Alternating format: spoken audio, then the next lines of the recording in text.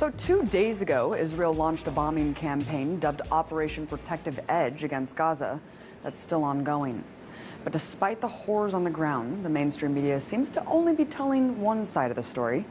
Take a look at this. From the Wall Street Journal, Israeli air defense intercepts more rockets as fighting continues.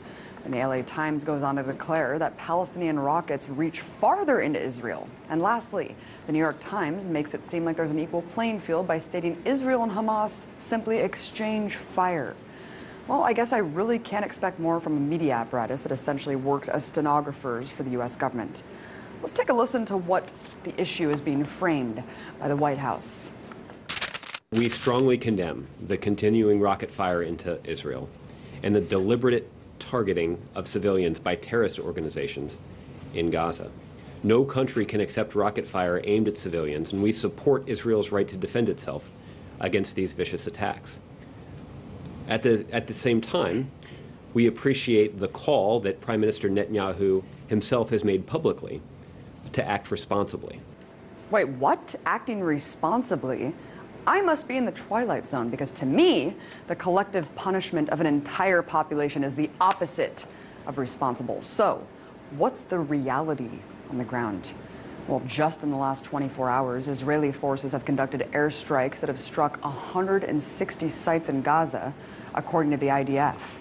In total, 550 sites have been bombed. And considering the fact that Gaza is one of the most densely populated places on Earth, with over 1 million inhabitants, any aerial strike conducted in the region almost certainly means civilian deaths. In fact, at the time of this broadcast, the strikes have killed at least 53 Palestinians, including 8 children and an 80-year-old woman.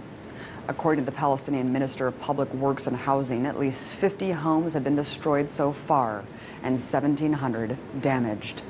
So when the IDF talks about hitting, quote, Hamas targets, remember that Hamas is the democratically elected leadership of Gaza, which could mean any government building or social services for Palestinians. So while the U.S. government can go on and on about Israel's right to defend itself, take heed of the increasing death toll in Gaza and the fact that no Israelis have yet died as a result of Hamas rockets. Look, I denounce deadly force on both sides. But it's important to not frame this as a cycle of violence that's equal.